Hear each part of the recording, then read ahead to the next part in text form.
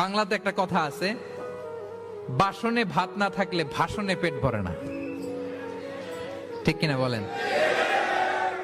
বাসনে ভাত না থাকলে ভাষণে পেট ভরে না, পেটে খেলে পিঠে সয়।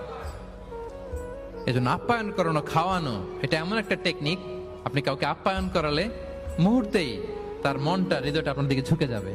সুবহানাল্লাহ পড়েন। যে আল্লাহ বিশ্বাস করে এবং আখিরাতে বিশ্বাস করে সে যেন তার মেহমানকে সম্মান করে।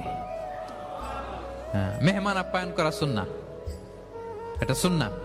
সে যেন মেহমানকে আপ্যায়ন করে, সম্মান করে। অনেকে মেহমান আসলে অখুশি হয়, বাসায় মেহমান আসছে, হায় রে কত ঝামেলা, আমাদের রিজিক নিয়ে টানাটানি। সে ভাবে যে তার রিজিকে ভাগ বসাতে মেহমান আসছে।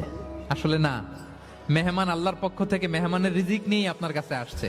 সে আসার ফলে আপনাদের রিজিকে বরকত হয়ে গিয়েছে।